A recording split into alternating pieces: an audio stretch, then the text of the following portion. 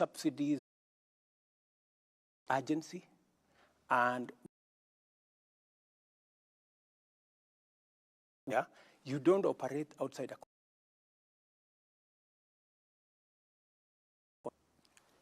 Did we remove some?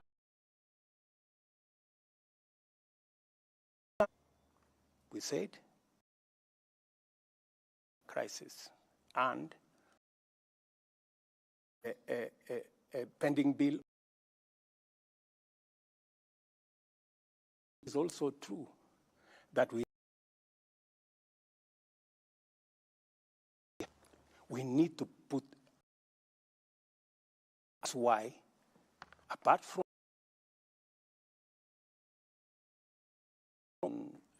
the VAT products is much more. Knocked down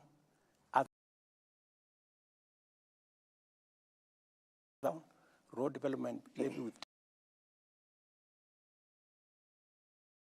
taken down. Okay. Final question on this,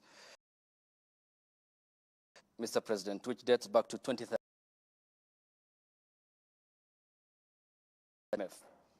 in which then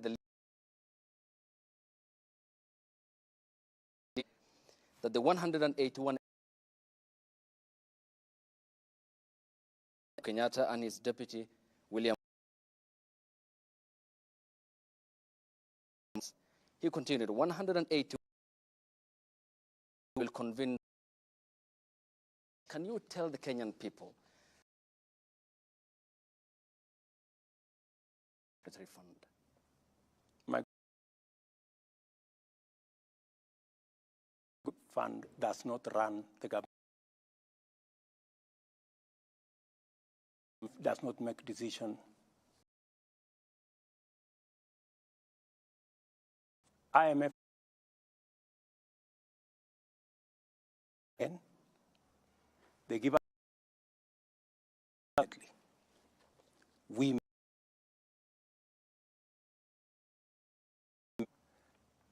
it is up to us.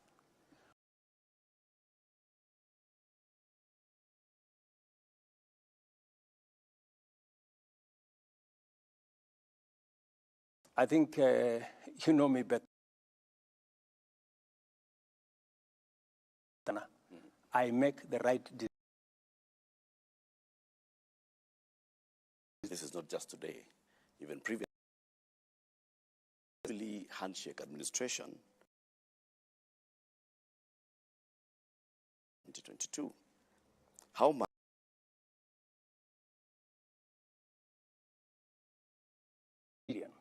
Close to, and so that you can contextualize this. Liberate the advice of IMF. This is why, if you look at the it from 1.1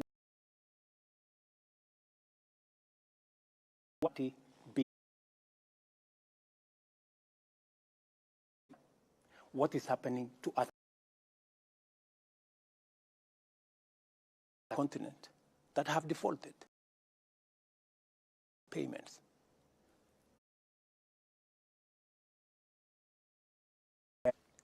You saw there was a deal about listen, we are going to live within our will, so that people begin to borrowing. And let me tell you, many people say, oh, my fellow. That is the question that we need to ask. Are Kenyans overtaxed?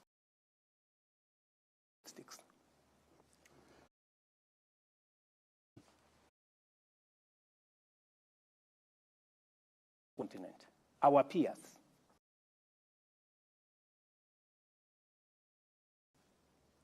They are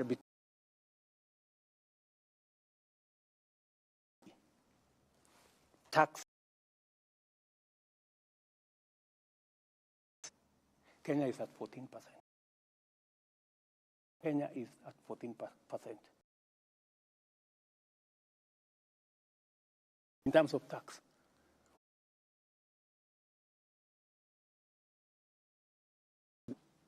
You will find no running water, not overtaxing ourselves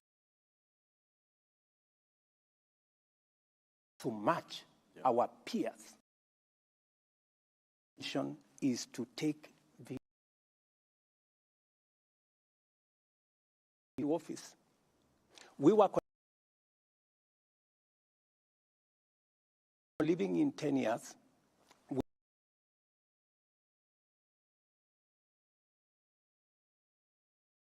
We pay taxes. We can in their shoes. Because, and I want to tell here, many people are saying, oh, you know, we are being, is that percentage of GDP through, we will move from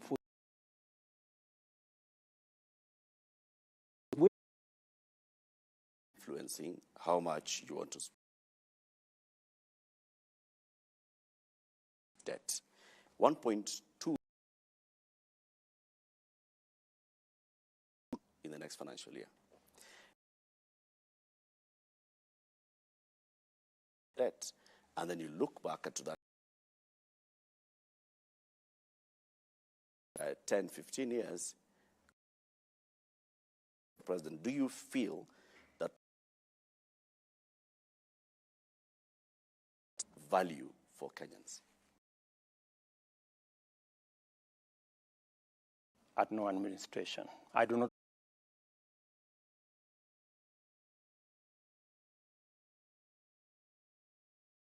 Questions because we want accountability.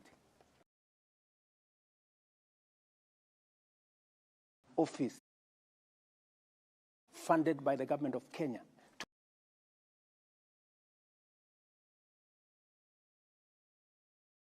That is exactly what I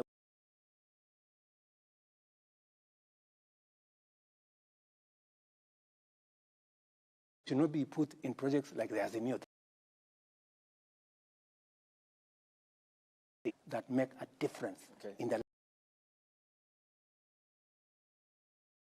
administration to publish. It hasn't been published. Today, we don't know the details. Are you prepared to hold anybody accountable for any borrowing that is done? That is made up must hold that we are borrowing this money for this purpose.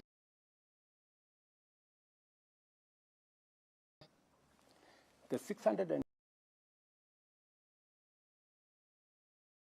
I have laid it clearly. Where is it going to go?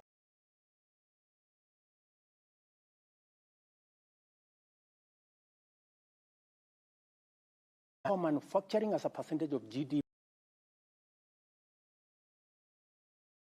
5 years. I wanted to be at 15. Manufacturing as a percentage of our GDP, calling it 20 by 30.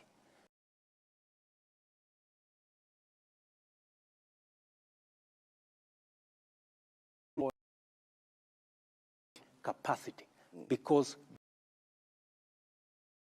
we create jobs,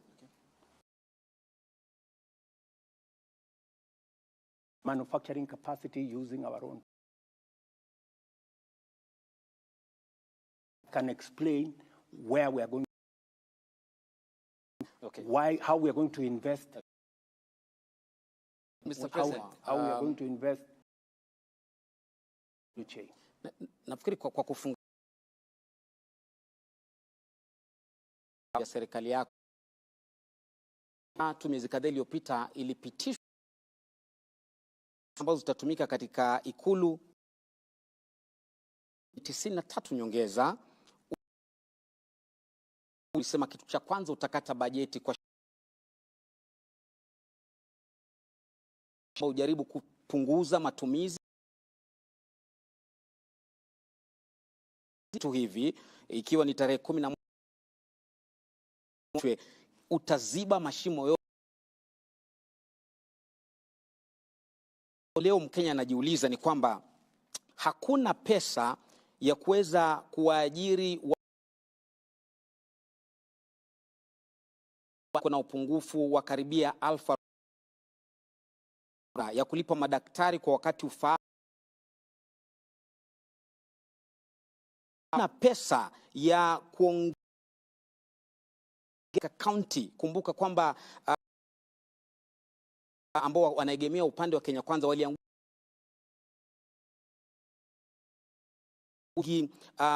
bilioni asla ama unawapaka mafuta kwa mgongo wa peke yake na ni budget ya mahasla. Tukitaja ni tofauti na kusema serikali hii imefanya mambo manne na mahasla. Jambo la kwanza,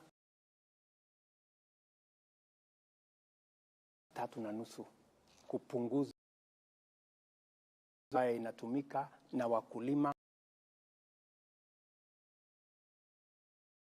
Kufikia sasa 4.5 karibu bila ya kubaguliwa. Tumeongeza sehemu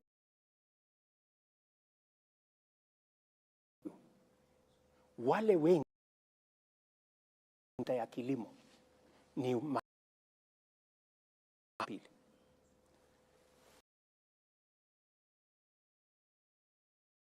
La cost of living. Katika ile sababu kuna mambo mawili. Walifanya subsidy ile inaitwa weka pesa kwa mamila.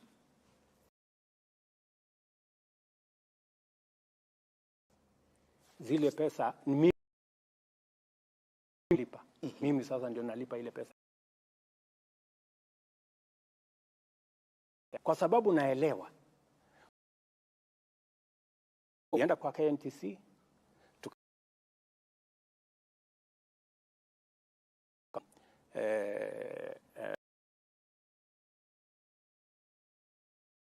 bilioni 25. Sio pesa yetu. Mchele tukaongeza tukaongeza ile bei ya unga ilikuwa ya mafuta ya kupikia 1800. Saa hii ni ilikuwa 1100. Saa hii wale makatel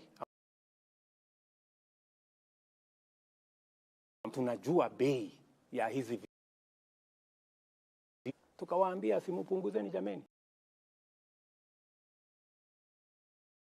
chini. No. Without us. Hiyo ni mipango mizuri. Sasa nikueleze nini kwa mahasla. Mahasla ndio hawa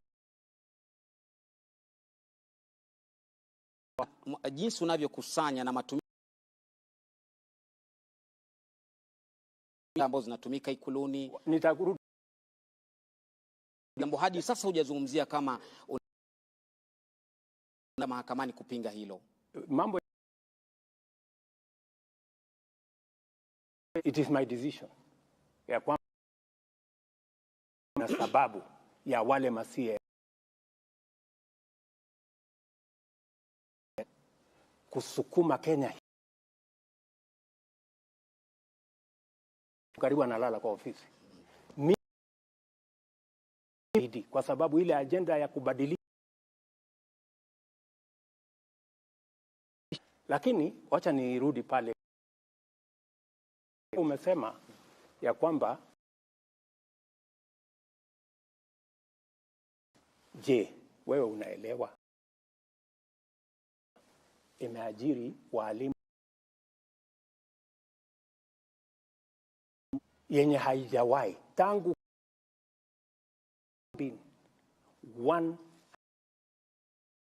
JSS madarasani hakuna walimu. That's wait. We are hiring 1,000 next year. Kwa sababu mimi na ilikuwa na shortage ya walimu, mimi nikichukua wadhifa wa uongozi. Hiyo shortage ya walimu, the biggest single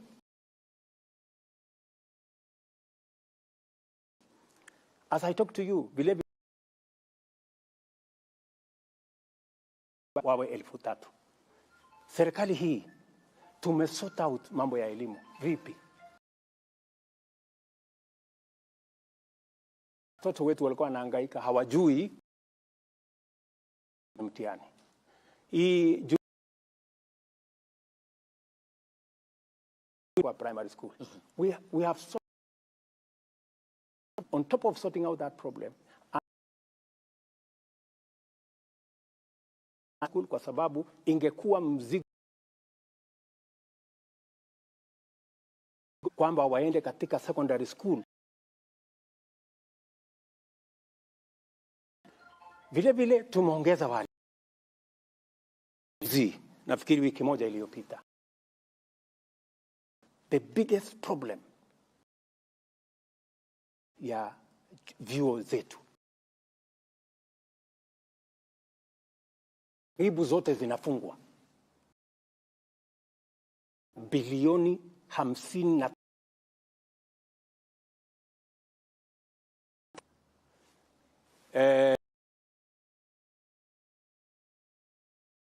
wahadhiri ama lecturers wamekoma,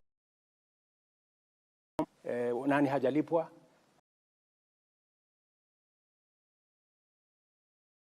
Wale wote walikuwa kwa miaka 20. Now on sound footing. So please, okay. don't mind. All right. Nyuma kuhusiana na hili swala la kuhusiana na mpango wa kujenga nyumba za bei, wanaona ni kana kwamba wanalazimishwa pengine wa nyumba. Wengine wanasema ya kwamba mbalimbali ya wafanyikazi kisema migomo.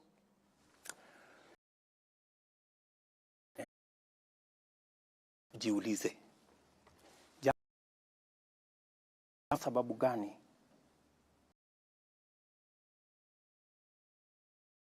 na milioni 5? Kwa sababu gani taifa na vitongoji duni na moja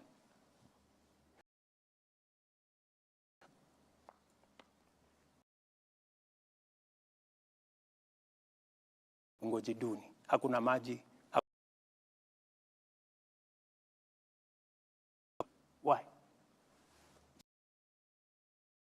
Kwa sababu gani?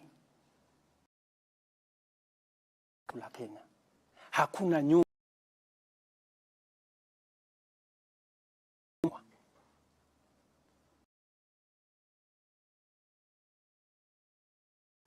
mortgage 1,000. Wakenya wangapi wanaweza kulipa mortgage ya 1,000?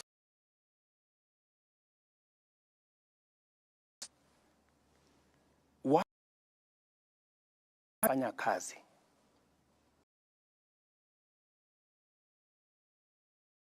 ushuru ya Wakenya mpaka kupitia kwa walimu, kupitia kwa wauguzi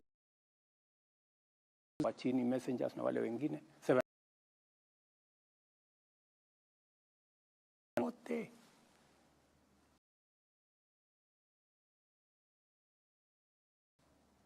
Tufikiri hiyo na bahati,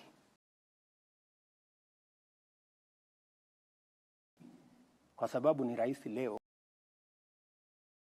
ama wewe, kwa sababu mimi nafanya kama rais na ile kazi zaidi ya 5,000 6,000. Wewe umebahatika.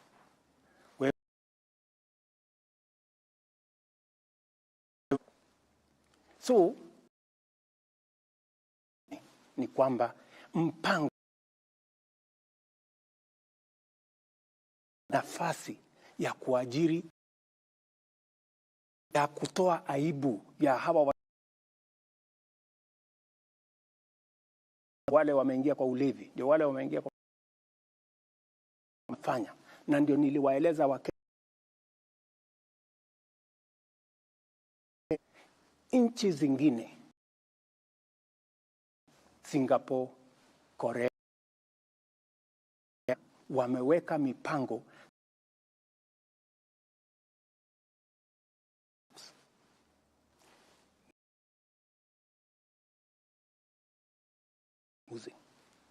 so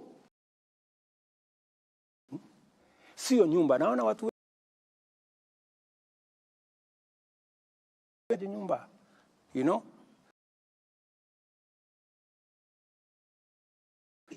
nyumba itapatikana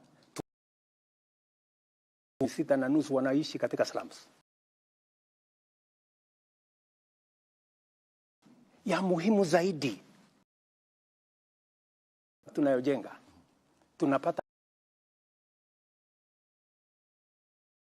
zile nyumba ambazo 1 million every year. Hizo nyumba 200 milioni moja.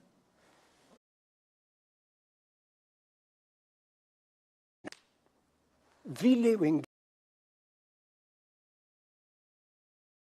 ni kazi na sio pay. Mwalimu kwa 30,000. Sawa. Lakini mpango ya wale our own children kuwapanga. So that's why ni watu waelewe.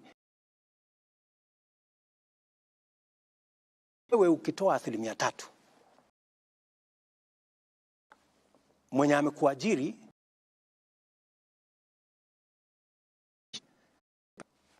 tunaelewana? Nga hazina dia kufanya mambo matatu ya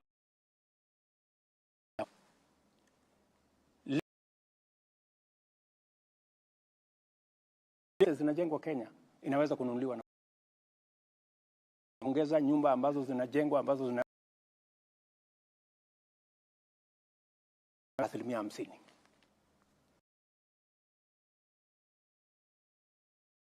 Fanyika. Tuko na yenye tunaita social housing. Social housing ni kwa mtu ambaye anaishi Kibera. Yule mtu ambaye anaishi hapo,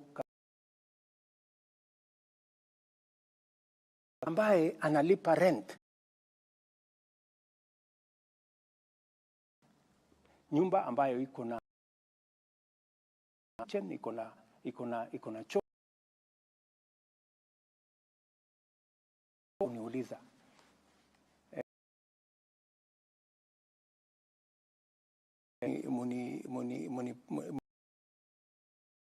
Soweto, okay.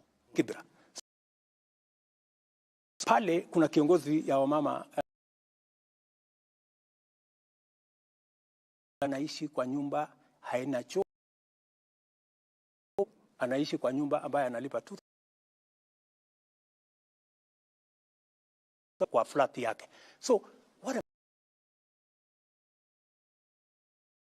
uliza kusema how is nini kama yule hana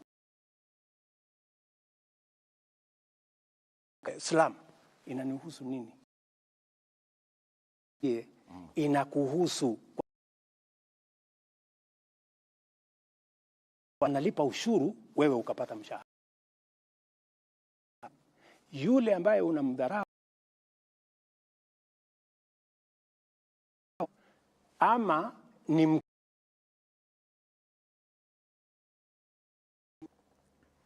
hasara yako serikali kama mwajiri wako.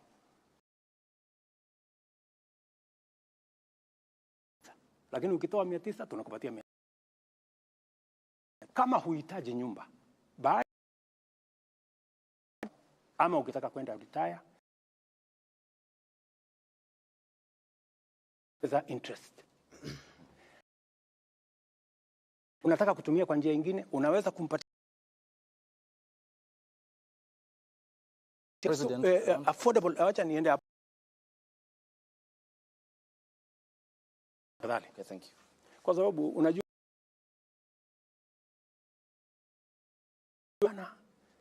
hii sasa kwa miaka 60 ndio unatoa, sio ya wewe kununua.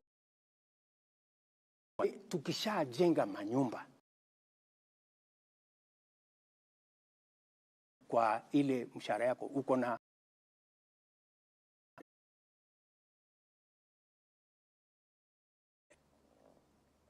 ile pamoja ni kutupatia na kuleverage kwa hiyo pesa.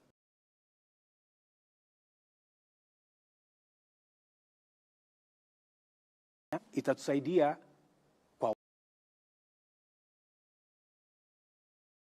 badala ya kulipa rent, wewe utaingia ambayo badala ya kulipa rent. Okay, Mr. President. Unaelewana? Yep.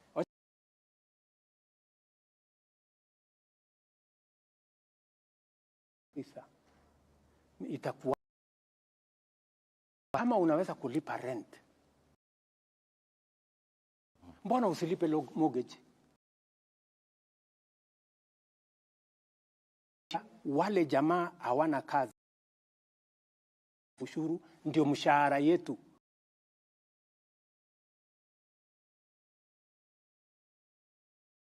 Wewe kama MC tuwasaidie kuhakikisha kwamba mashamba yetu yanakatwa ili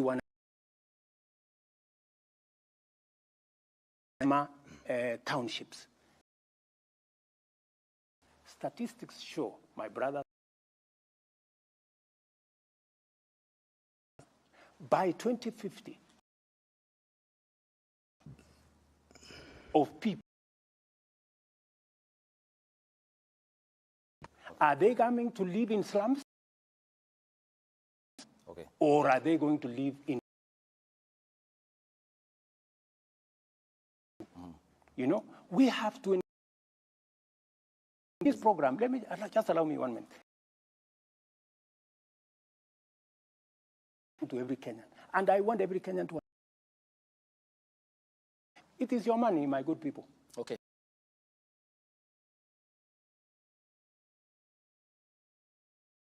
Us, you're going to help us to people, including your sons and Time for the questions now, You Mr. have, okay. President. And, my question is, you fund so that we have millions of jobless. Theirs could be an earning problem. theirs is an earning problem. Very affordable. Some of them cannot even. very good question. Paying a mortgage stops you as somebody who is employed. Contributing to this fund. It is your money. What you are doing out there, out of school every year.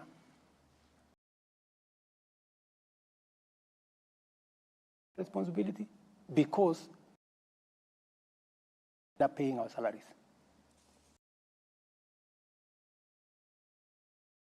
Them in a small way. And you have is employment. Precisely. You know, getting out of I think it is in an exercise that state of crime in a way.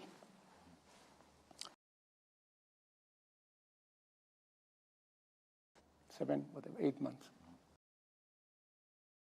of 36,000 housing.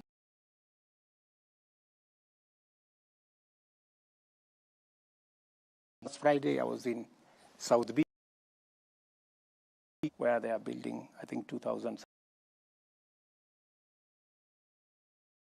Next, maybe 3-4 weeks, or another 30,000 houses. Close to 100,000 sites, engineers,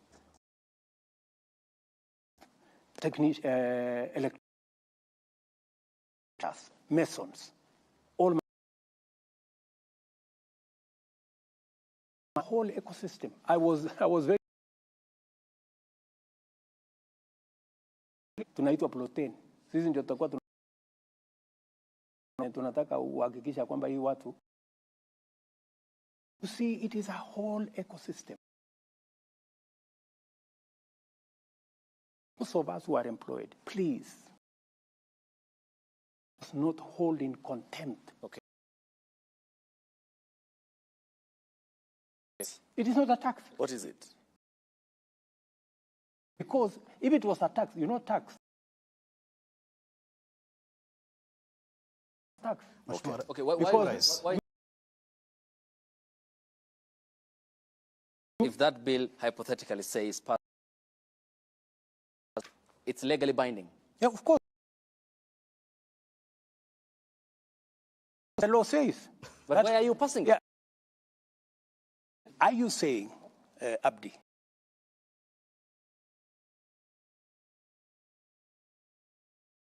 of the unemployed Kenyans? Okay, it's Mr. President. Who is Kenyan government? Okay, Kenyan government.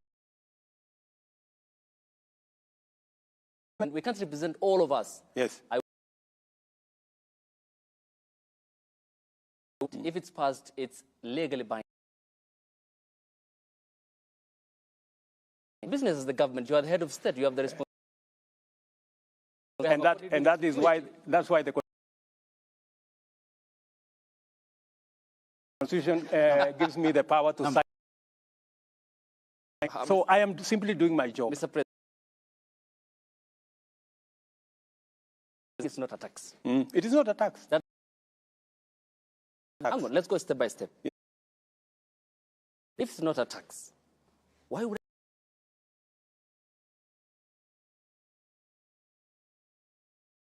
it's the law. Okay, meaning then it's a... And you have to contribute. Let me... just allow me. Let me ask you. You know that today of your salary to NSS?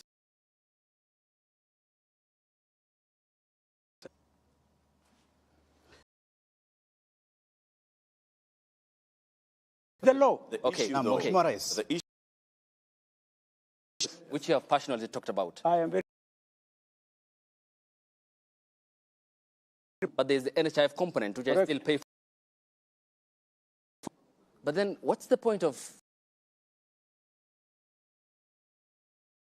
get paid for the bed? I want to make NHIF work. By the way, it is this exercise. And I have a good history. Long in 2013, there were...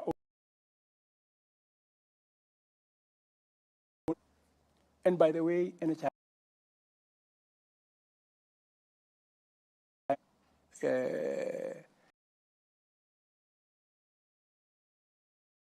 referral hospital.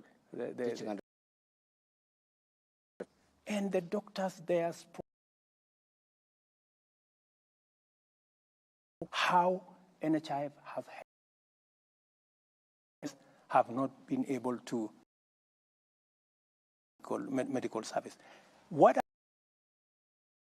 Exactly what I said. And by the way, Ayub Abdi, but I talked about it in the President. This housing thing.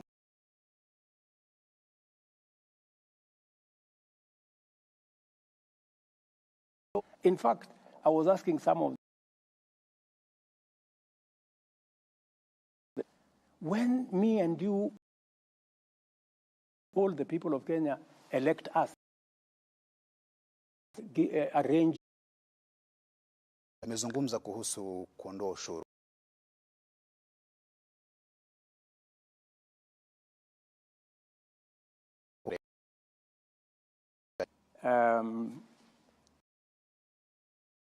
Pitishe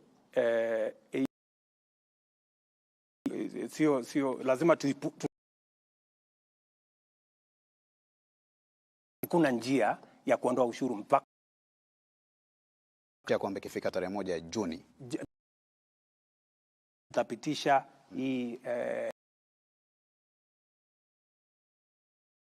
teremsha hiyo bei. Kwa hivyo ni muhimu kwamba kuongeza kwa supplementary budget. Lakini tulijaribu ikawa haiwezekani kwa sababu ili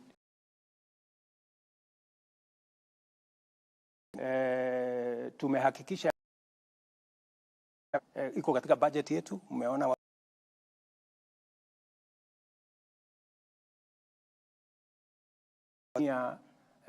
tunaokota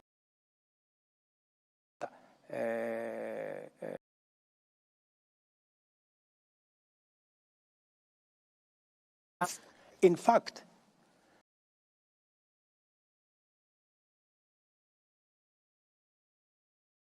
wale watu wakora ambao vibaya sana kwa sababu the illegal fillers Na unaweza kuhakikishia Wakenya kwamba wakati ya shilingi tutapunguza gharama ya 300 na 500 kwa mtungi. Kwanza 300 na 500 ni mtungi yenyewe. Ukiwa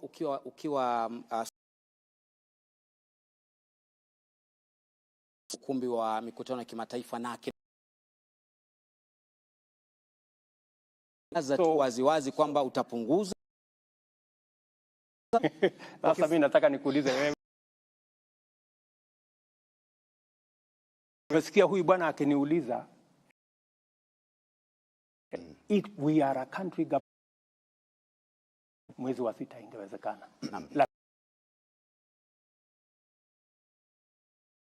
Baada ya hapo hiyo tegemea kwamba ikifika kwa nini Wakenya hawana shida. Okay, Mr. President. The issue, Mr. President. Thank you very much. We've spent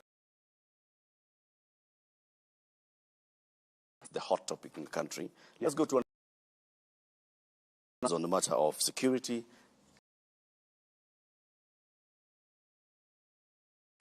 Mheshimiwa Rais, zimoto na donda ndugu eneo la Malindi kule Shakahola kama kufikia sasa kwamba iliripotiwa Wakenya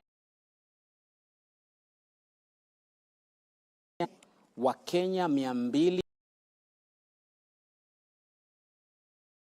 na swala hili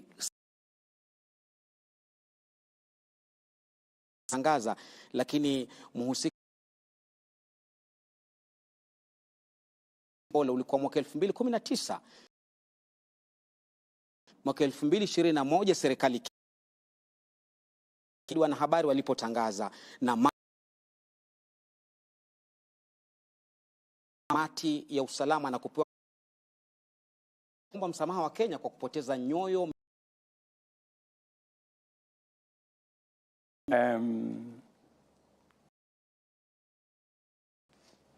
Kuna kwa serikali na inapaswa, kwa sababu ili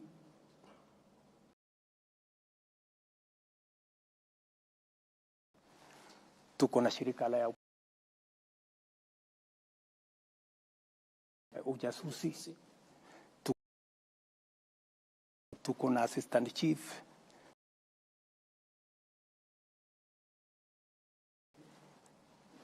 hapo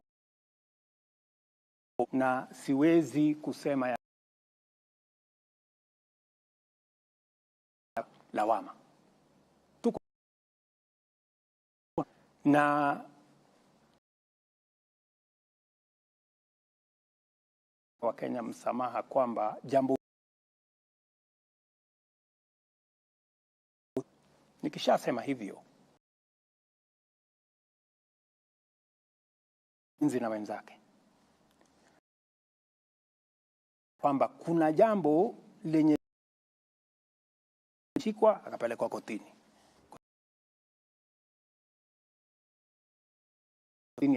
Wamemwachilia. Sasa ameachiliwa, akaongoza haya lango ya gaidi.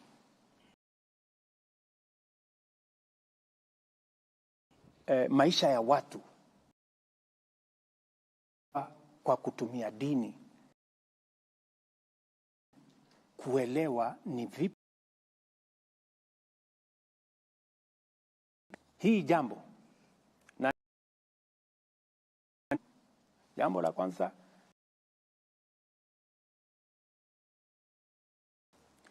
ifuatilie uhalifu.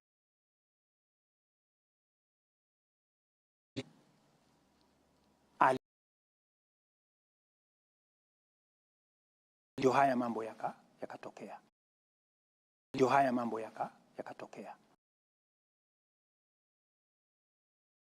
hii mambo yote yaliyotendeka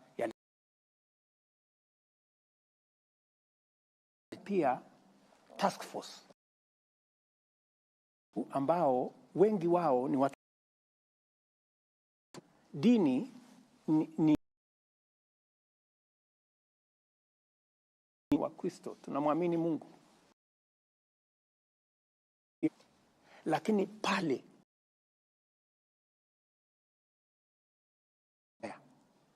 na watu wa wanapotumia dini, jambo hili lisifanyike tena.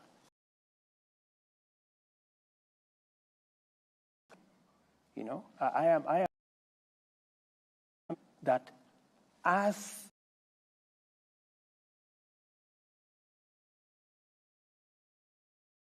some people failure on the part of an account, because when we have all the intelligence, we have our CIA ecosystem, we should take responsibility. No. Yeah.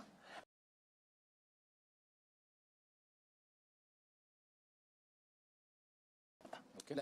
And I am also giving my commitment about, they are saying, and that is correct. We should not.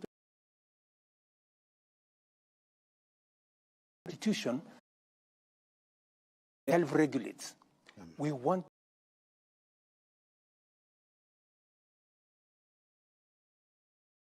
on a mechanism that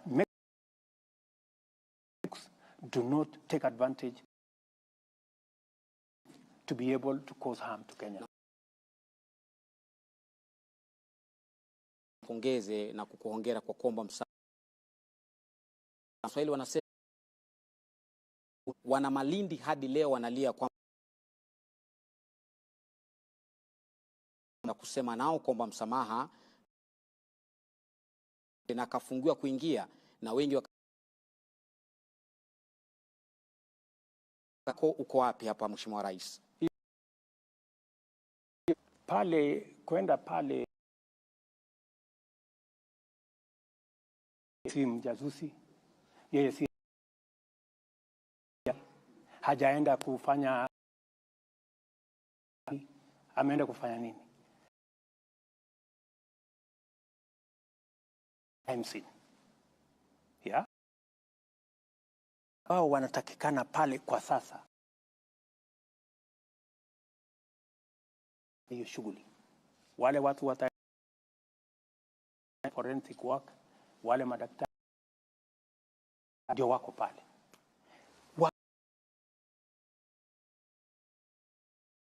Wakishamaliza ile ambiwa, bwana, hapa kubaliwa kuja hapa kwa sasa. Sasa unajua sasa huna ya kufanya pale, unaenda kufanya nini? Nimetuma kila wangu ambaye ni wa usalama ako pale.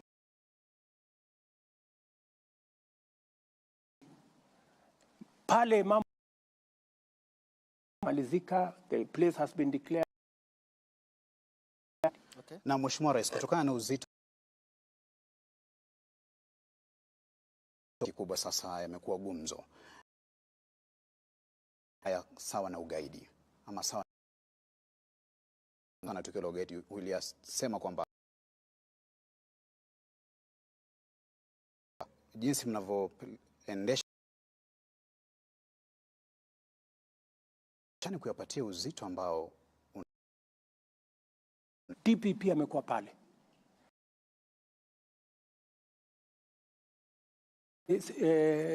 Waziri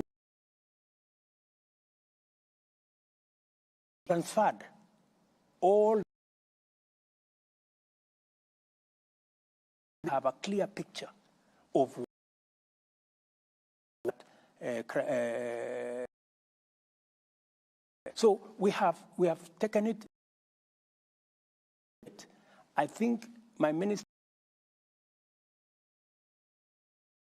3 days doesn't also appointed a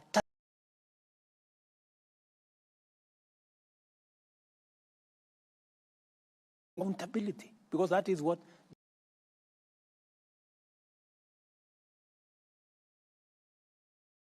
in the level of seriousness. Yes, Mr. President. We have to be clear on this.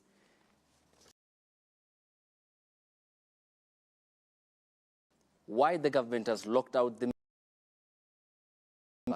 question number 2. One question's answered. Every morning here at State House.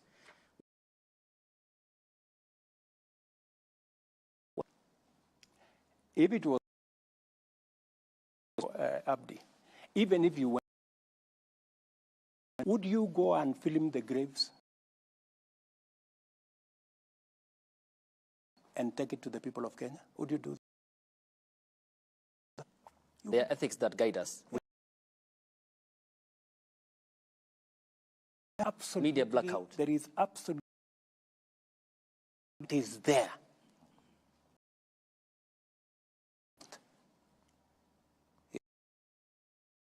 The scene to report.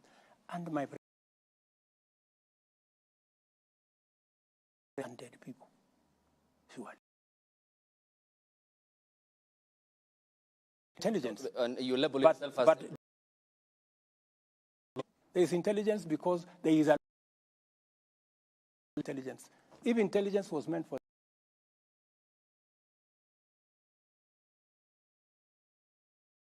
I am going to communicate to the Kenyan people in the media. That's why you have here we are tonight. And when the time comes,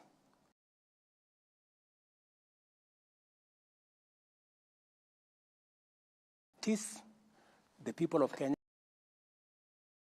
from the officers on the ground. It is not fair and it is not right that I come and broadcast, even if you try how. Mr. President, you receive intelligence briefs, Yeah. like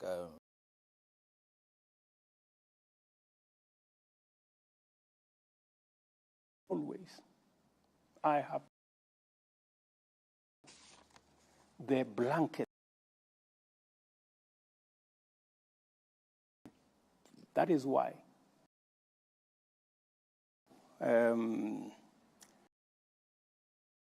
profiled and taken to as a terrorist and taken because I know Alamin Kimathi. I'm going to talk to him after he was released. Because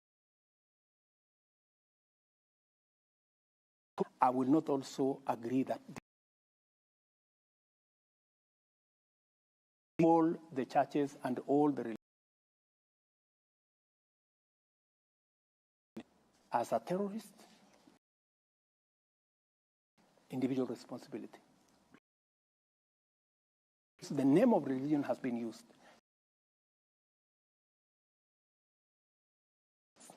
We do not want to ourselves. Let the church as leaders and come up. Because there are rogue journalists. Reported to the media council. If they tell me there is a difference. Mzee na Mkenya, manake hili ni swali hata walikuwa wanakataa, wanasema ya kwamba ya kwamba swala la dini, zungumza tu na Mkenya kuhusiana na anapofuata hata dini fulani. Tafadhali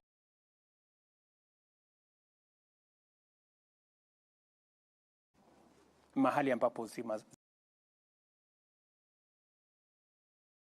sijui dunia inaisha zimbili. Ujue pale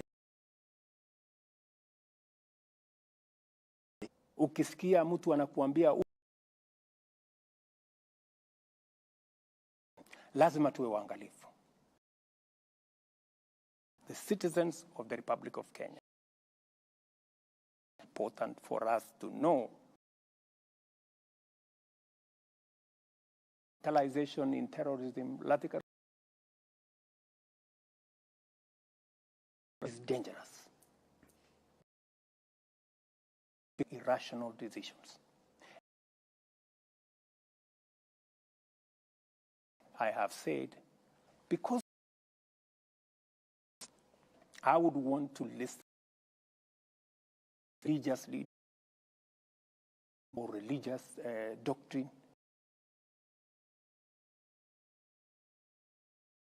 One using the Bible.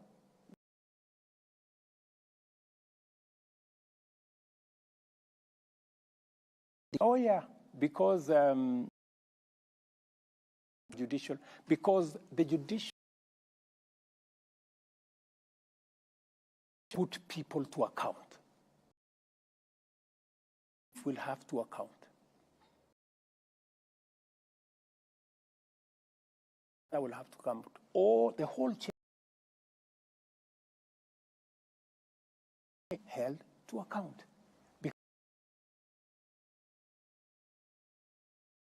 Thank you, sir. I want to take us great public importance and interest living. Like you said, this is a hot issue. And you've been saying this recently, that the cost of unga was at a certain price. And since then, it has actually it was about 170 shillings for unga. And are you crediting for that? You know, to sort out the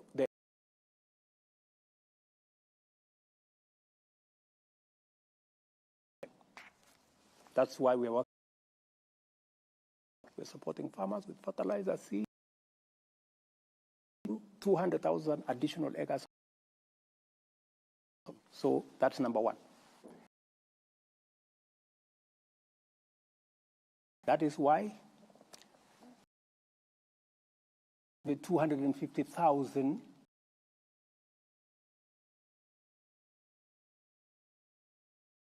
we have had to import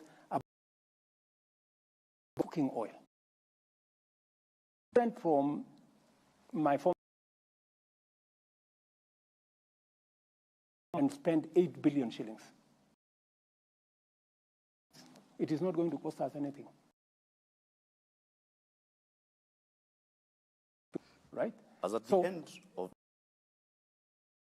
On the short term, yeah.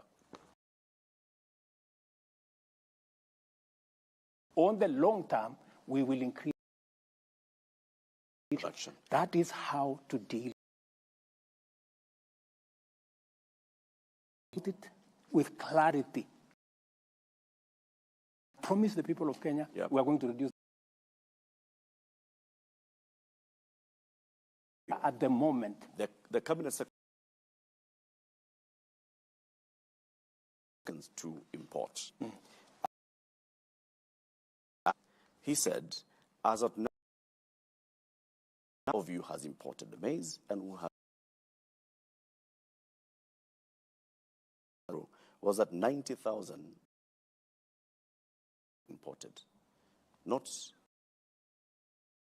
Keith said, it was 90,000 as at then.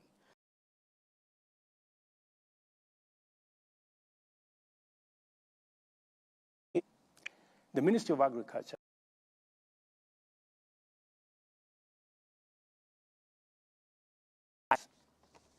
can you reach your suppliers whenever you don't have brought in the millers? Because the people, so we had to take the second queue. We have very patriotic who have worked with us now. Metric tons. They have tons. I don't know how far the ministry has gone with the other millers. So we had to use a have to think. How much more do you need?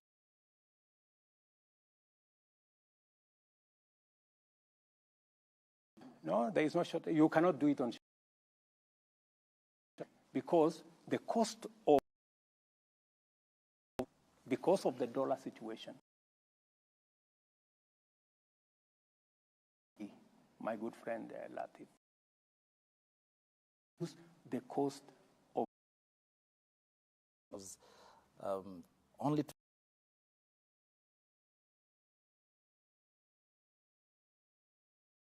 of Kenyan farmers who've not. Some farmers have to travel for Embu all the way to Kitale. It is true. It is true. No. Please, Eric, please.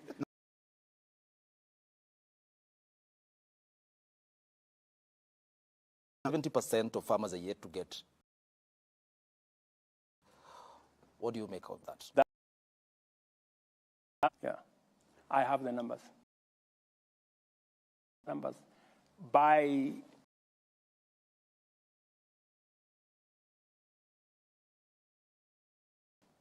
it is not possible for anybody to by yesterday.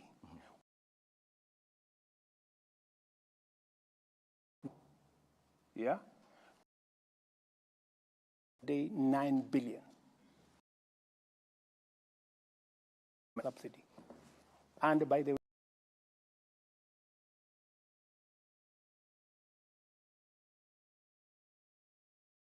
they had to travel from Embu. Mzee hili la siasa kidogo. Hiyo jana Azimio Raila Odinga katika mazishi ya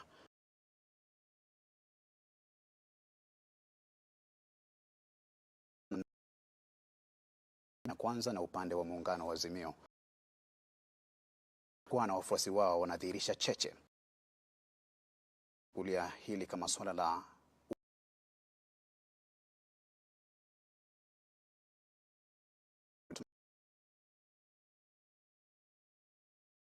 lile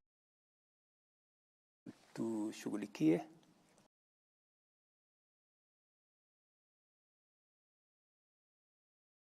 uko katika taifa letu la Kenya. Pinzani alisema akasema punda ame kweli ushuru. Nikachukua muda nimueleze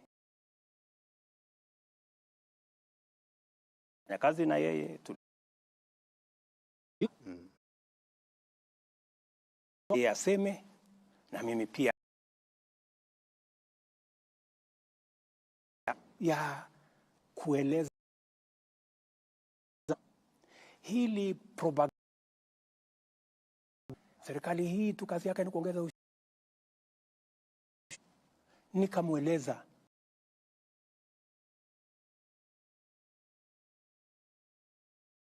bilioni 15 ingekuwa katika budget kama wao ndio wangeendesha. Tumeondoa ushuru kwa furniture. Tumeondoa ushuru Tumeondoa ushuru kwa chuma na manufacturing yetu. No. So eshwa na wenzetu serikali hii inaendesha tu mambo ambao ni wafuasi wenu kutoka pande zote, mchukulia tofauti zenu za kisiasa. Tofauti za siasa ya maoni.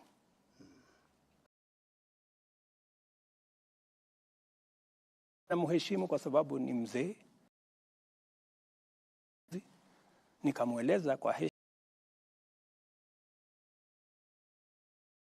kusubsidize consumption. Lakini kwangu mimi ni njia bure. Ya tofauti, maoni tofauti. Tulikuwa pamoja Kasarani. Riadha ikiendelea. Mlifanya mazungumzo yote? Tulikuwa hapo wako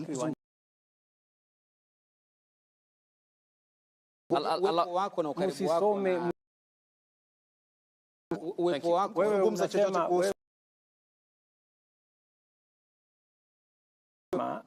my deputy hakuwa Kasarani. Sasa nakuuliza wewe, alikuwa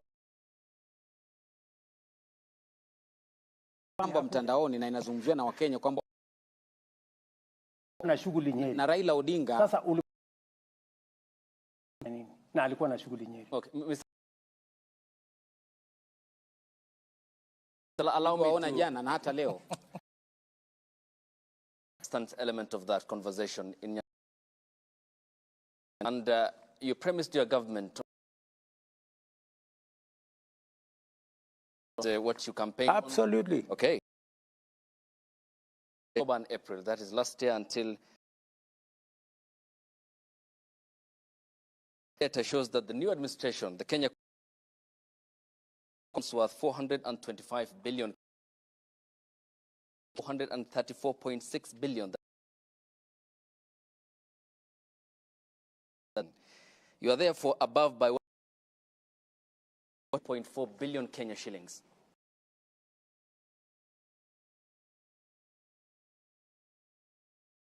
Uhuru's budget, the budget you will hold. You know,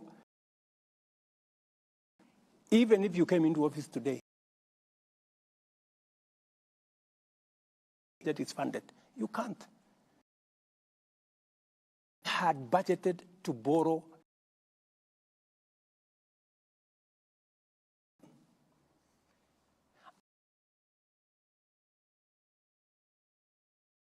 by 300 billion.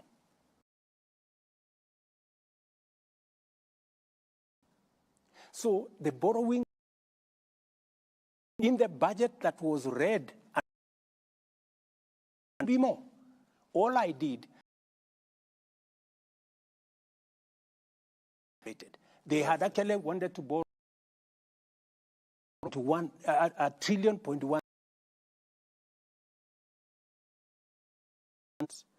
As at June, 20 billion of almost 90 billion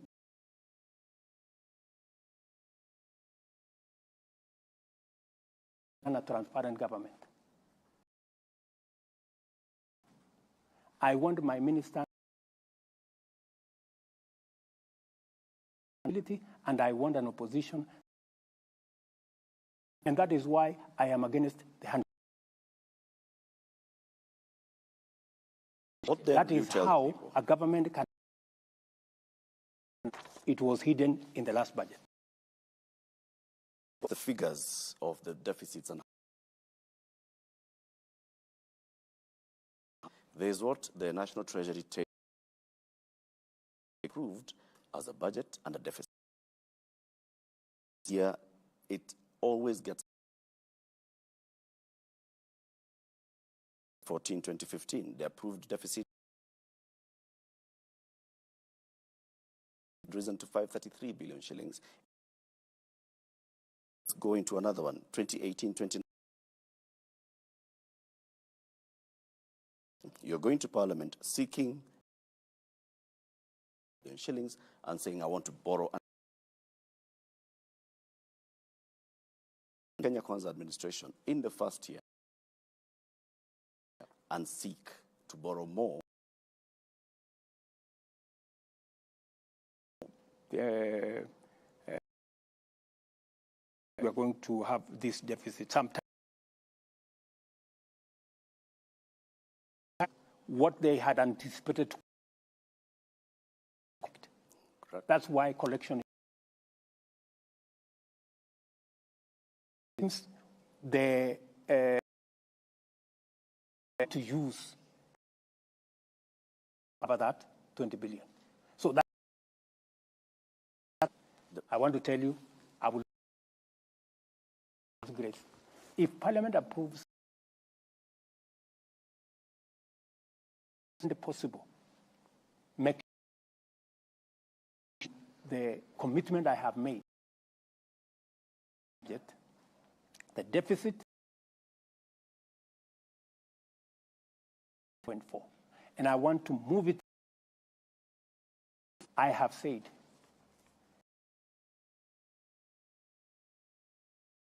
using our own resources, using our the people of Kenya.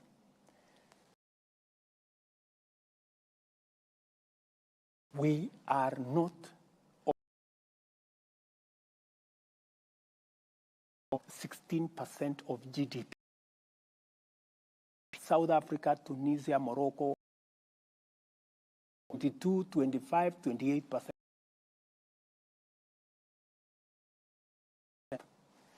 Our build the roads. If we have standard, if we have to get our other public goods up to standard, we have to agree which areas late so that we do more manufacturing. Why we are in this hole? You know, from 7, I want to move it to 15. GDP came down from 20% this year. We just stopped. You look at the budget this year. We export and invest that can be manufactured in Kenya. To manufacture. Whether manufacture, furniture, steel. As a country, if you look at my whole, I am doing two things. Is taxes that are paid by the majority. Where what we have also done, a railway development levy from 3, we have reduced responsibly. Yeah. It is from 14 to 16%.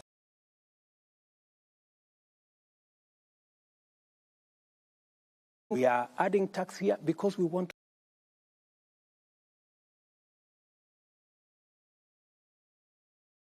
we have reinstated before COVID. Turnover tax was 3%.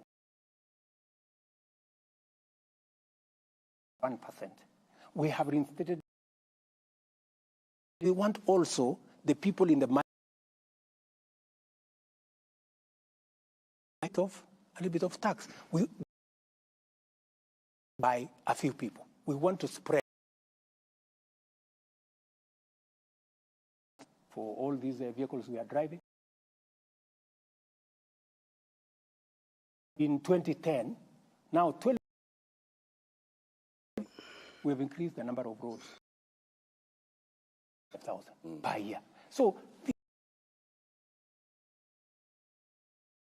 the tax, but we have reduced manufacture of products, building materials.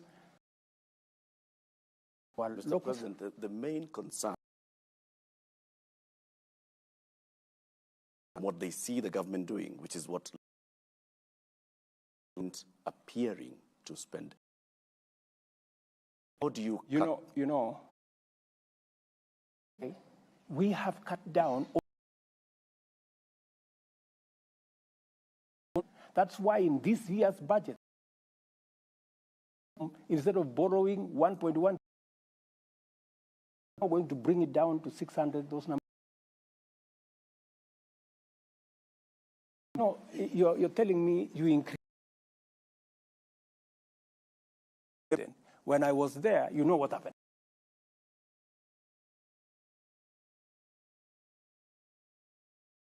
I was paying for tea in my office. Us and everybody. It was not fair. I my deputy. I want his show. And my deputy is very busy. He is permanently in the office. For example, I assigned him with development partners. No Kenyan died because of kukosa chakula. When you get people to work becomes better. Mheshimiwa Rais, milioni 93 katika tuzi na Wakenya wa matabaka ya chini, pia viongozi haswa ni kwamba je, ama unaunga mkono ugatuzi hizo hili la tume ya mgao wa ushuru? Katika hali hiyo, je, unaona milioni 90 kwenda katika kaunti hakuna?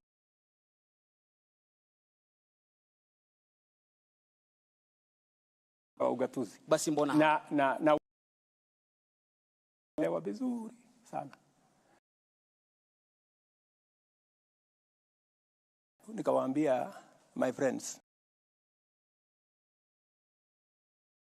wani, hapana, tunataka tufanye, hapana.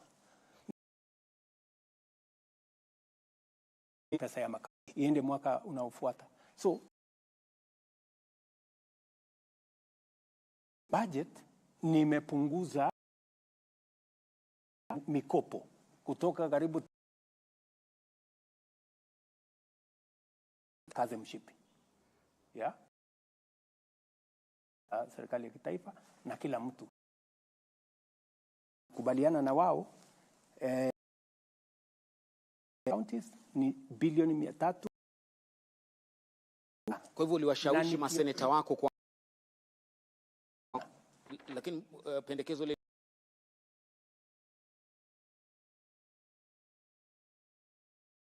maseneta ni viongozi. Ndio walichaguliwa. Lakini kwa sababu mimi na wao tulichaguliwa, mimi na wao tuliuza sera pesa tuliyoko nayo.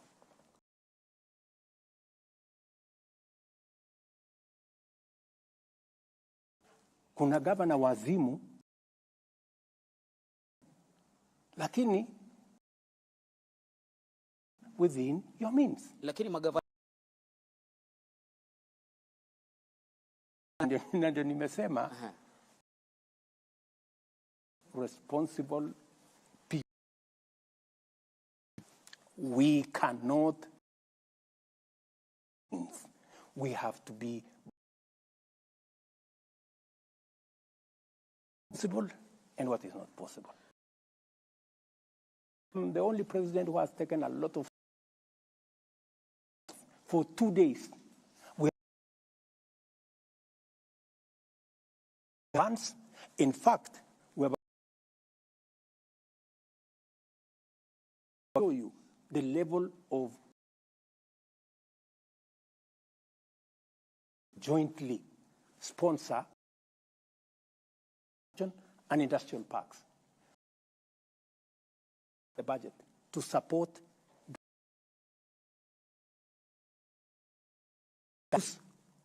post-harvest loss to bring on board value addition.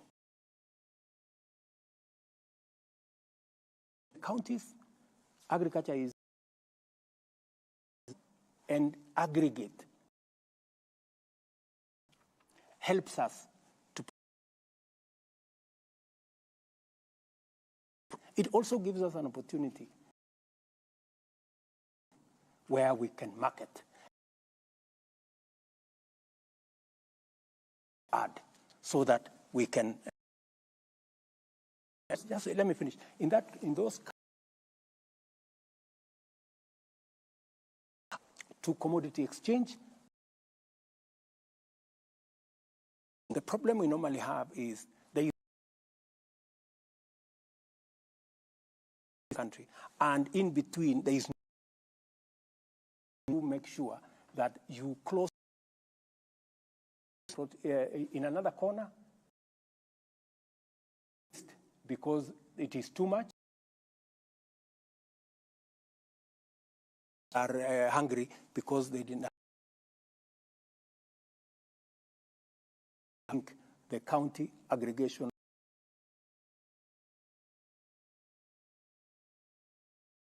you share.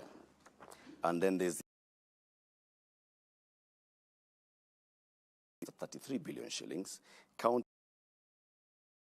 shillings, exactly medical equipment scheme. Sound like the national government's work.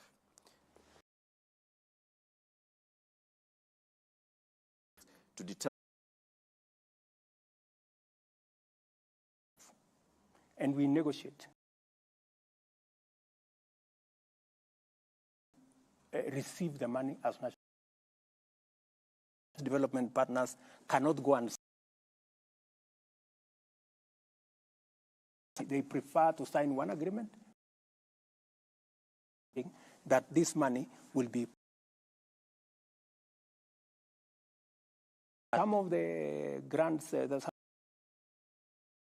we are providing 5 billion shillings.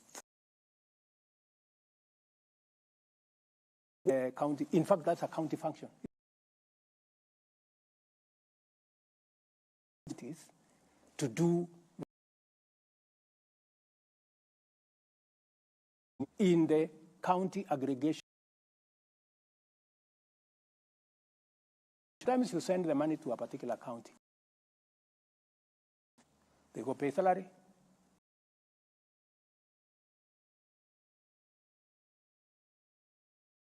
Accountable. They precisely. have their own means of.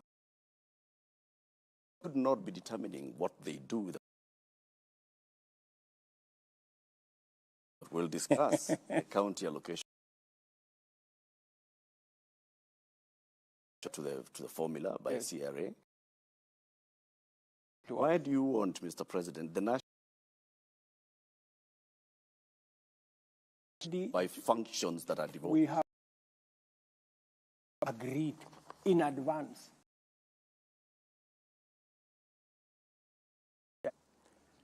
Day before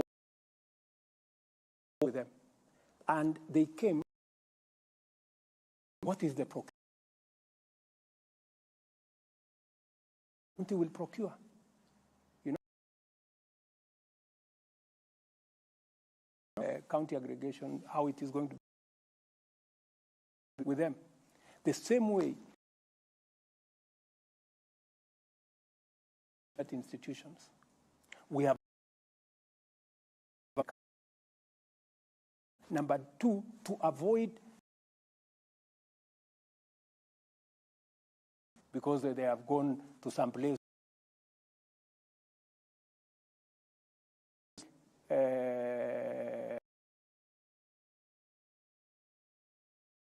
for purposes of accountability, how much it is, so that somebody does not go and or in Eldoret or in somewhere 700 million. We know the cost. This is the BQ, this is the design. Mheshimiwa Rais, tukisalia kwenye hili fumbwa na changamoto mbalimbali na wengi wa serikali za kaunti. Bisa katika uwezo wa makaunti.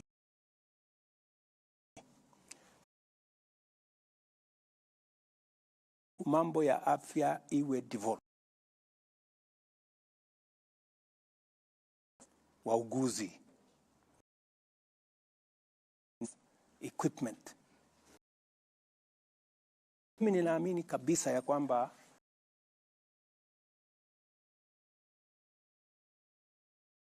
hizo kidogo na wauguzi wenyewe.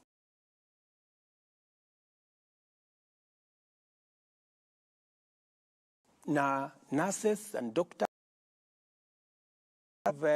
they have some legitimate concerns. Ya mambo ya pia counties wako na legitimate is why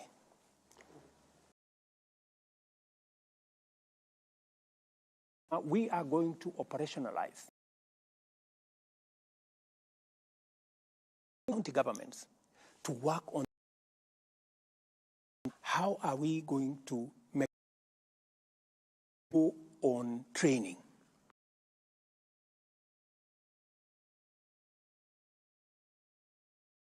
Wameenda training miaka 4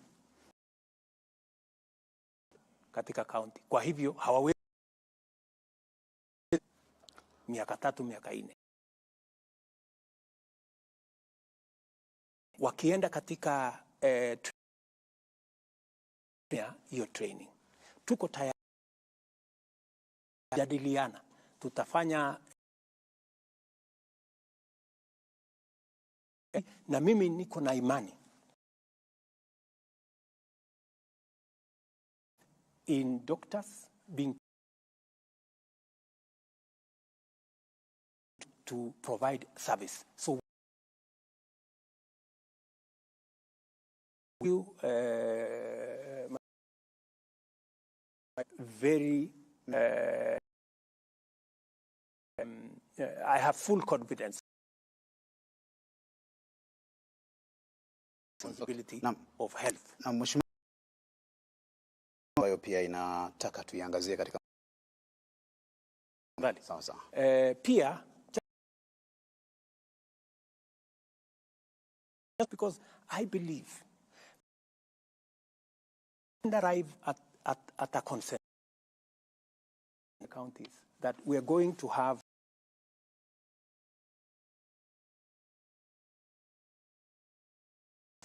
reduce on curative,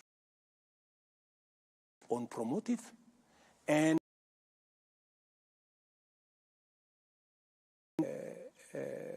prevent. I agreed with them that and the county government under the we are going to change the health volunteers. Them a stipend, and we can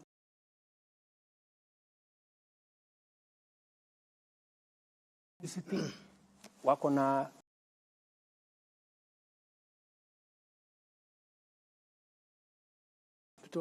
na mambo ataanza, tafadhali enda hospitali, enda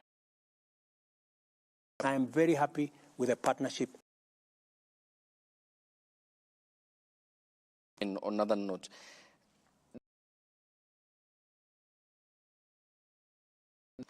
and this is in relation to, which is about, to an extent you mentioned that during your campaign,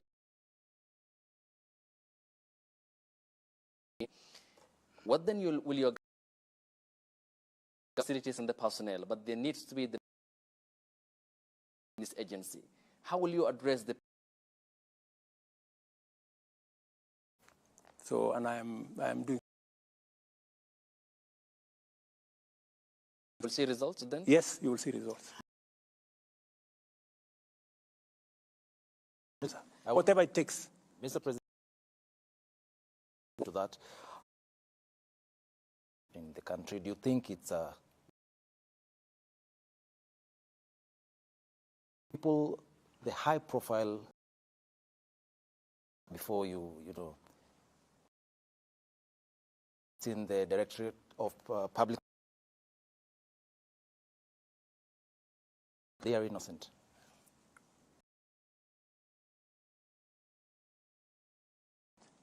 Some of them are your allies. And how do I know whether you are corrupt or not? To judge whether one is the criminal justice system.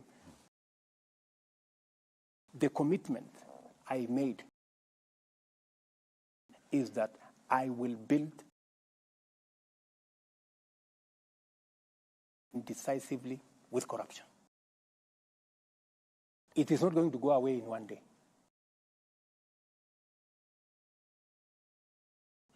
And as I do it at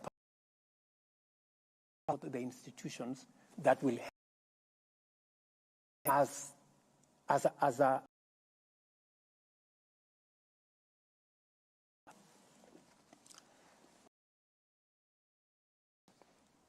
the financial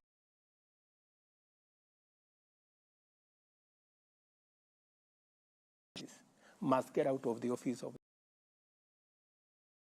their budget, investigate whoever the DPP. I have been very clear not to call me on any matter. Don't call them on any matter.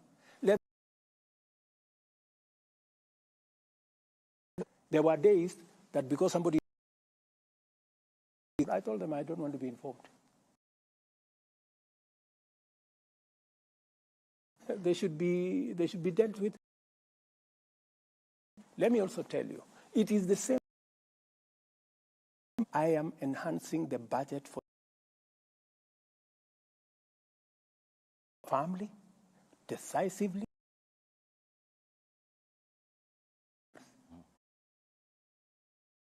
Judiciary, that the Chief Justice is free to call me.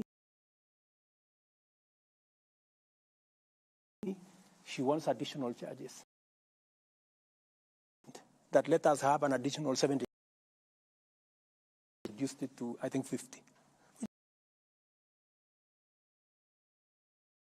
More men and women in the judiciary to. She came to me about the first ones in small claims court and court. I don't know whether I'm saying the right. Small claims court, you explain. No. Small claims court. We provided. She wants around the country. That's why, because it is my commitment of the judiciary to be able to handle capacity of the EACC. Are the ones that have been involved in about dropping of cases.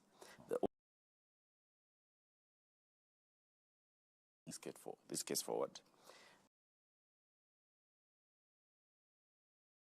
And with regards to now, these are officers who initially, but they have sworn an oath of responsibility. They are the best. And they should answer those questions. Got for 8 years, and they did not have a case against them. You have something to answer. In the courts, and the cases have never moved.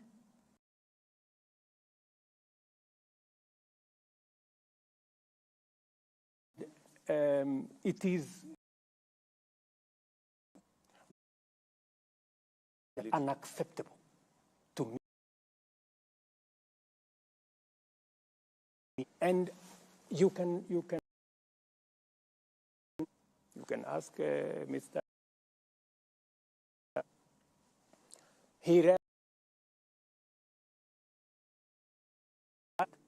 I don't have time to go and do the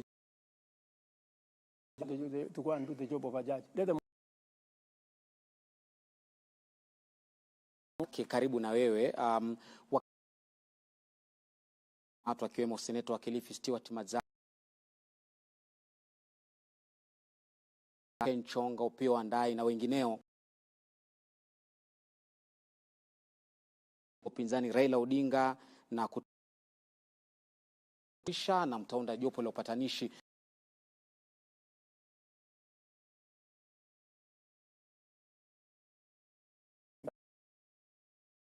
kama kuna mtu alikuambia tulikutana. Hiyo swali lingine ya pili,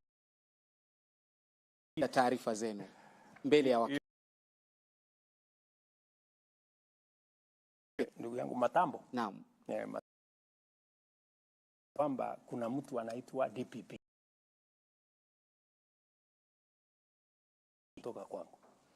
Ningekuomba na umuuliza haya maswali. Atakujibu.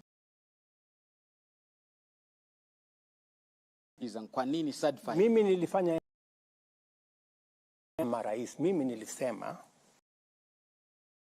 kwa sababu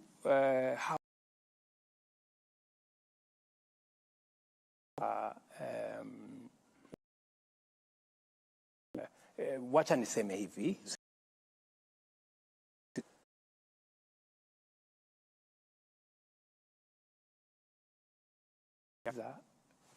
mimi mazungumzo sio mazungumzo ya handshake.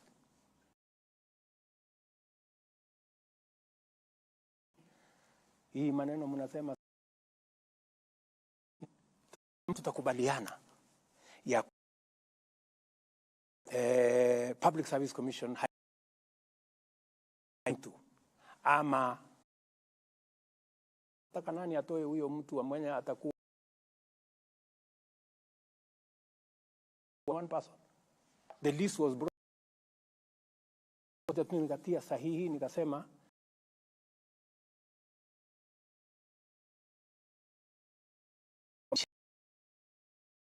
Kimombo, just a minute.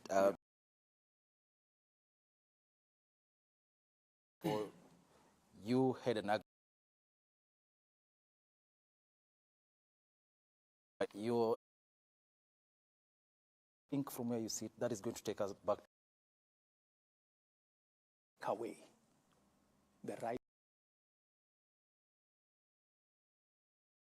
yeah, the way in which it is done. Other countries have dedicated a picket from morning up to evening. Unasikizwa yako inachukuliwa. Kuna mahali imetengwa hapo. So tunaweza kukubali. Ndugu zangu, picketing ghasia na fujo na hali ya wananchi.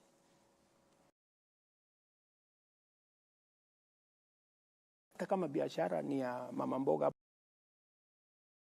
wameenda sijui pale, ule jamaa alikuwa analia machozi hapo nje, ama ilikuwa ni wapi pale picketing. That's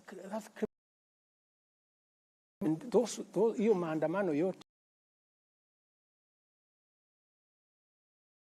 ghasia nini, so to agree, you know, the right to Mheshimiwa Rais, vile wachezaji wanasema michezo inaleta jamii pamoja. Hili umekuwa, serikali yako inafanya nini kuhusu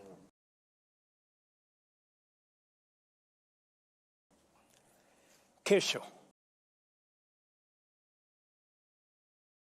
ya ile commitment nilifanya kwa watu wa, nitaweka katika taifa letu la Kenya. Nilisema cup in 2027 we are launching. I was part of the people because we wanted to reward in Kenya. We have arts in Kenya. We wanted to find a mechanism. Wewe ulisema nini? Na niko na mpango, a big difference. Okay. Yeah. We are doing something about in the infrastructure.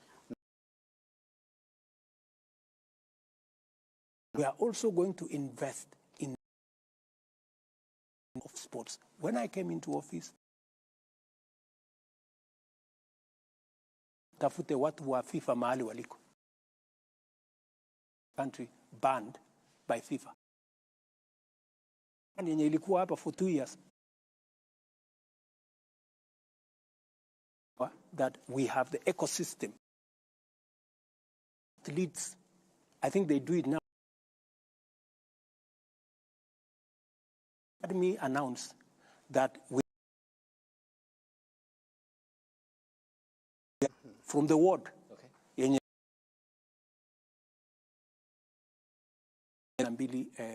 December, because to grow sports. I have also said, how do we hata kwenda kiwanjani? I'm now going to work with KBC.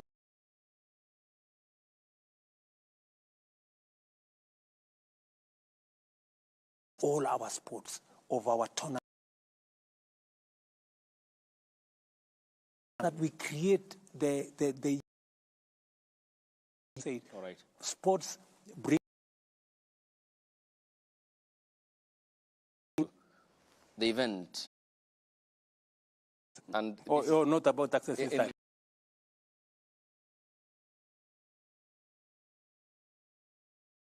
Your deputy is on record. Holding company.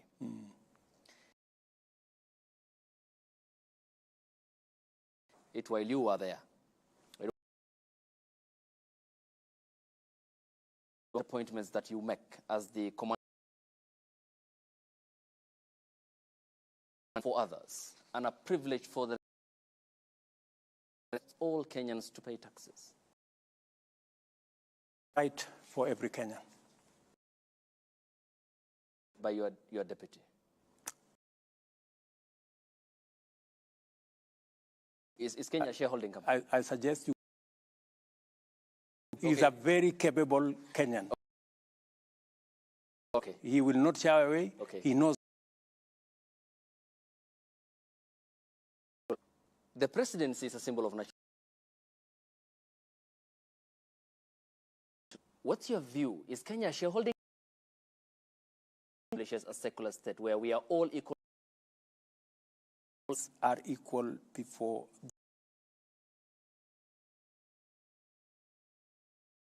everywhere in the world.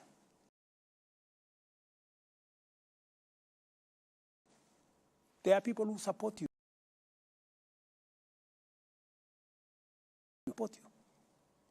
So, you have to consider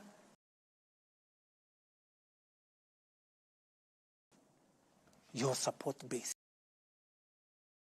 I tell you, some people take it to the extent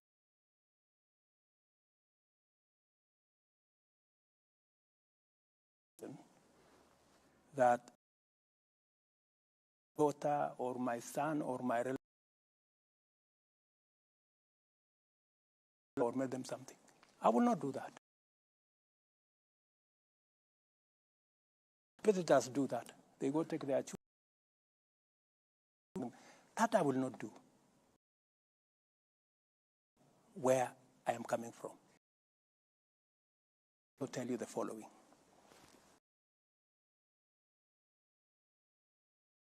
Because of our more obsession, I'm interested in this tribe. This guy is this tribe. This guy is this. Who absorbed identity politics into politics of Abdi. The 36,000 are close to 100,000 Kenyans. There are Kenyans from all over the them when they go to those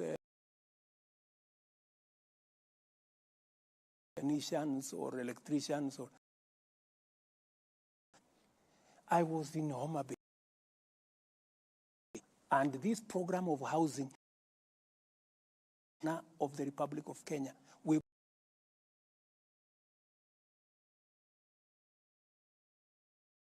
20 appointments. We are because of this scarcity. You know, you will discover, for example, it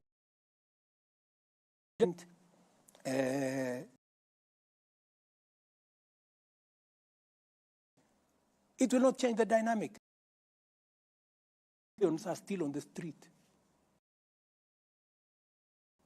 You know, wananga.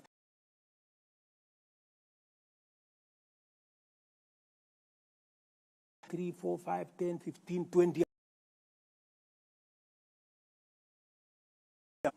That will employ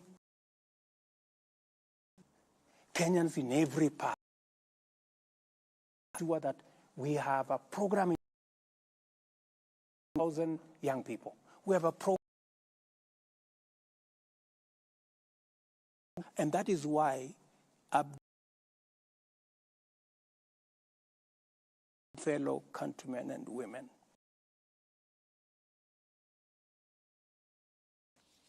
our resources,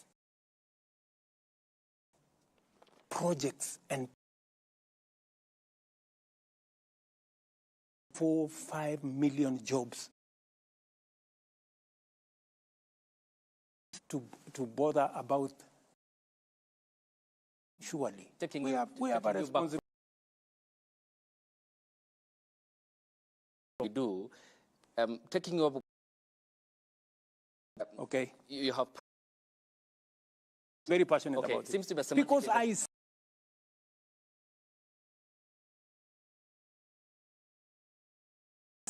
semantic evasion. Because it's still on appointment. You said you have to place them somewhere in your government. We are seated here. Pardon? Ayub was supported. Eric Latif didn't support. Who expects to serve his country? Between me and Eric in your government, you have made political appointees. That is the case.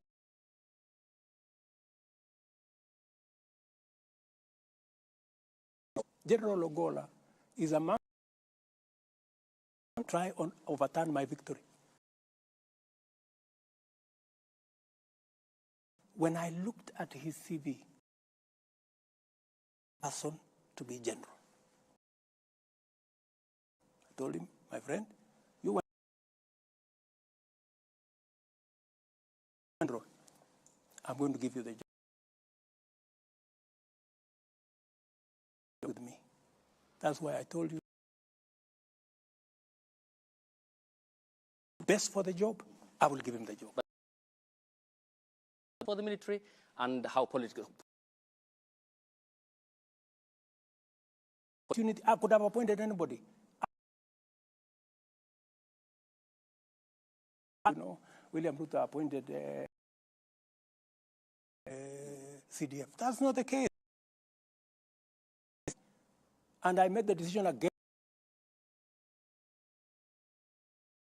Not give this, you should not reward behavior. Okay. But, you know,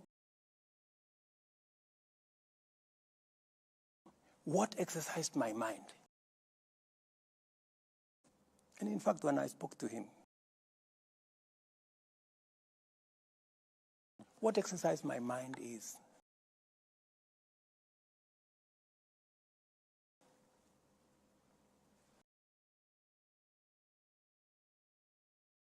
I told him. And when I talked to him, he told me,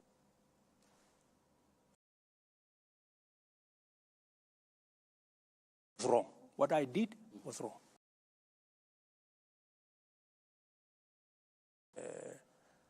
My good Ayub, I'm also conscious. Somebody from Nyanza, and it also that I don't want a situation where they cannot occupy a certain office. Many things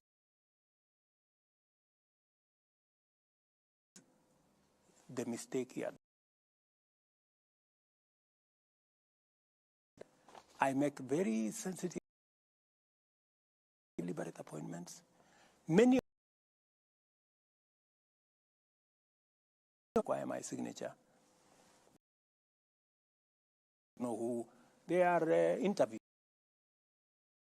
So, and when a panel decides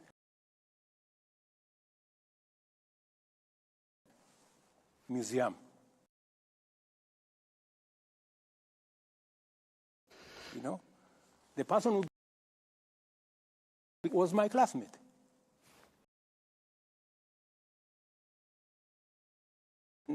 Asked anybody take the sentiment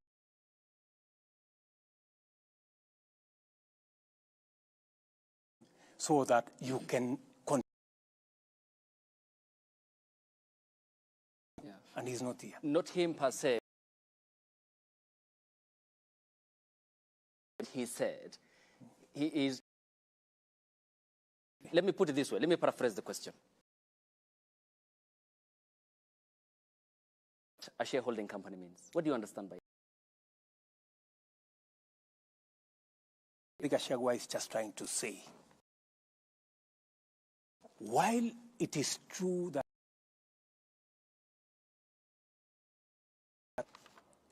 we must appointments across the CSs,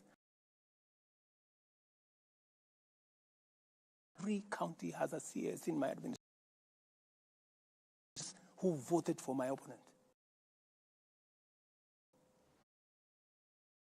Didn't qualify. But you know,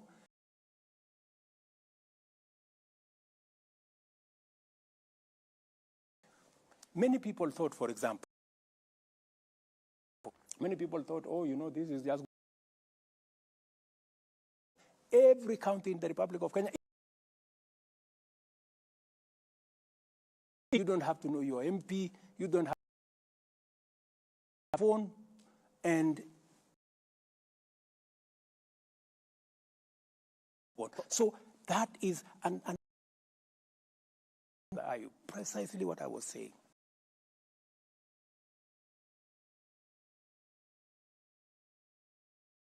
Create 1 million, 2 million jobs. Asking my good people, you know, these programs, let us fund, let us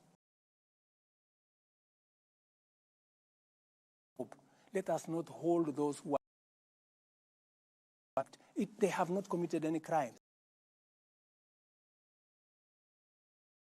Me and you have. Let us. Kabla naomba tukate mzizi wa fitina. Kwa hivyo sasa hivi unaweza kuambia Wakenya kwamba serikali Bwana ni mtu, wala nyinyi mnakuja kumjadala hapa. tumeleta maneno yake, hatuja sasa ile imebaki mtafute. Yeah, thank you very much for giving us. Yes. Article 53 of the Constitution. Free and compulsory basic education. Junior secondary school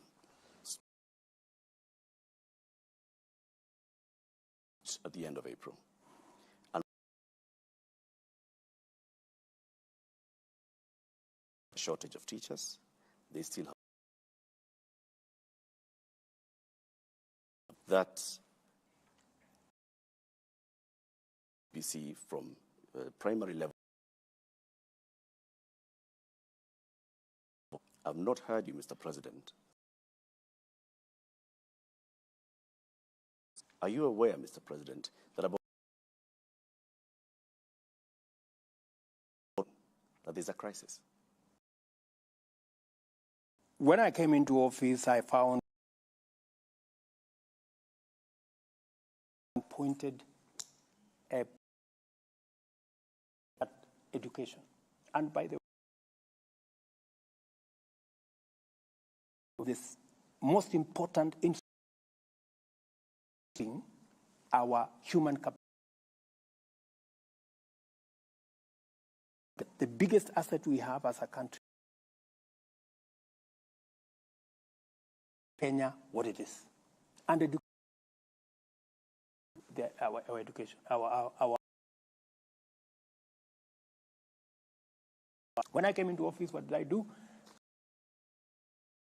A presidential party to work on it. Decision that these kids go when we had already a class in the primary section. It's not necessary to change many of them. We have a problem. We must deal with it. And so I made that decision to hire 35,000 teachers. I went ahead working on refining to make sure that it is not that, and it was a requirement.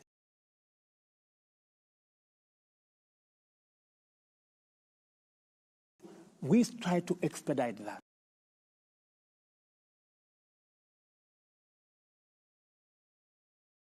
We used to hire 5,000 GIs every 5,000 next year, but you know, a budget. Honey, you guys make noise at me.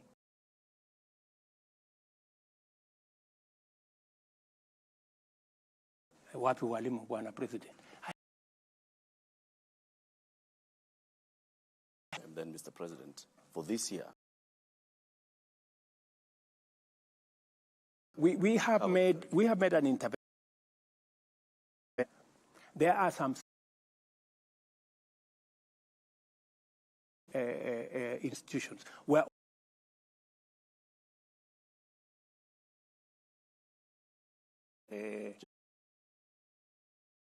so we want to promote those ones in the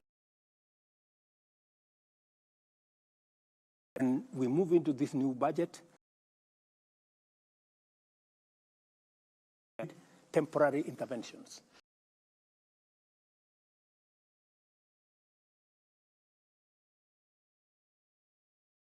In the supplementary budget to hire, they needed 3,000. Our universities, for example, yeah, 44 billion.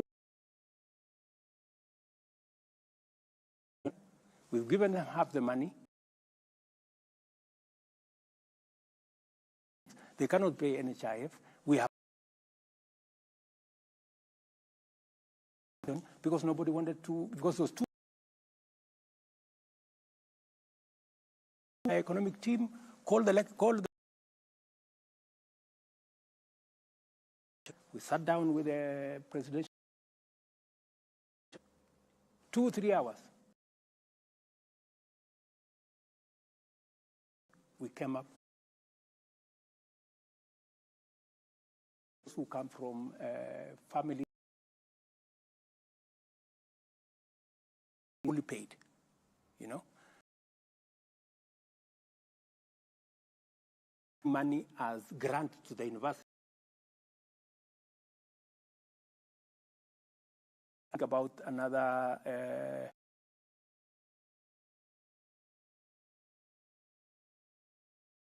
the able students, which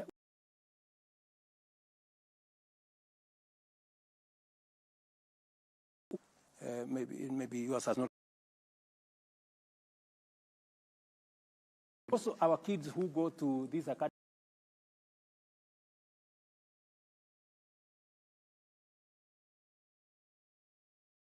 a year.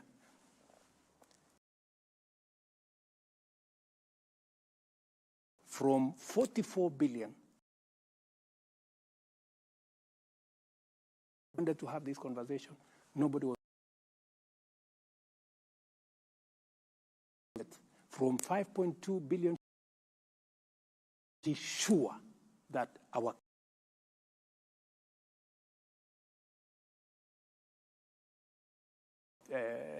monuments and all